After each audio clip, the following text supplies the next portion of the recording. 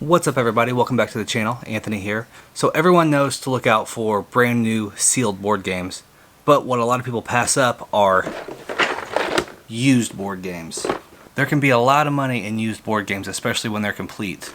For example, this one, the lowest Amazon FBA price is around $78, and I have personally sold it myself on eBay for $55. Guess this is kind of a little bolo Murder, She Wrote board game. So I'm going to show you the few little extra steps that I take just to make sure that my board games look great and to make sure that they sell for the highest possible amount.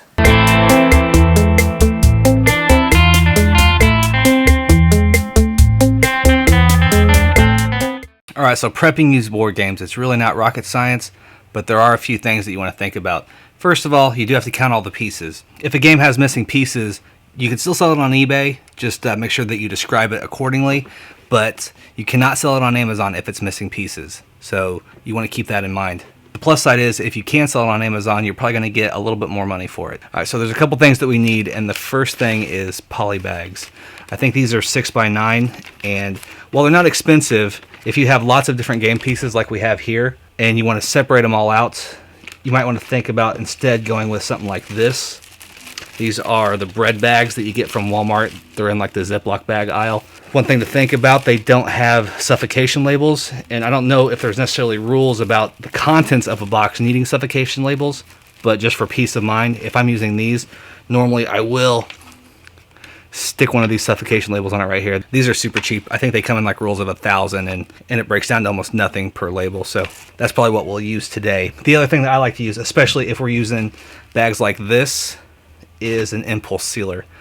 This will seal the bag up and make it to where you can easily tear off the excess so the bag looks more professional. So the first thing that we're going to do is take one of our bags, and this game has a bunch of little rings in it. So we're going to fill one bag with all these rings here. So it looks like that right there. If it'll focus. There we go. Alright, so we're all filled up.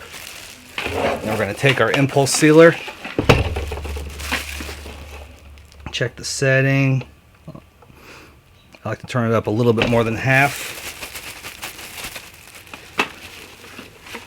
Make sure all of your pieces are kind of in a corner so you can get the bag as small as possible.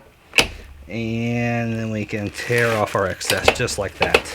Now that leaves a bunch of extra bag that we don't need, so we'll go ahead and just make it a little bit smaller. Tear it off. Throw away the excess. Alright. And there's our first bag of pieces. Now we'll go on to our next set of pieces, which are the pawns. Right here. And actually this comes with a couple dice too. So I think I'll throw all those into one bag. I think they'll all look okay together. So we'll just repeat the process. Grab our impulse sealer, get all our pieces into a corner, and lay the bag flat across. Wait a couple seconds and then peel off the excess. Then again, we're going to make it as small as possible because there's tons of excess. Peel it off, and there's our next bag of pieces. So that leaves all these playing chips and all these different cardboard pieces. So I think I'll put all these in one bag together, and I'll put all the playing chips in a separate bag. So we'll end up with 4 different bags of pieces sealed up and ready to go. There's a bag, and last bag. Alright, and like I said earlier, these don't have suffocation labels, and I don't know if you really need them for this, but I always put them. I don't think it could hurt. So just pop those on one side, and there's a finished product for you. Now I think that makes a nice little presentation for all the pieces. It makes it to where everything just doesn't look all thrown in the box all loosey-goosey. It makes it look like you took some time. Now like I said, I do this with eBay too, but you especially want to do it with Amazon because Amazon customers tend to expect a little more. So it's better just to spend the extra couple minutes, make it look as good as possible, and make them feel like they're getting a product that's not so used, if you know what I mean. Alright, so then now's the time that you're going to want to take your pictures. And that's for eBay or Amazon. You don't have to with Amazon, but if you're going to, obviously you want to do it after everything's all sealed up and looking good. So we just put them in the box here. So when the customer opens the box and takes out the game board, that's what they'll be seeing right there. So I certainly think that looks better. But as always, this is just what I do, but if it helps you out, feel free to use it.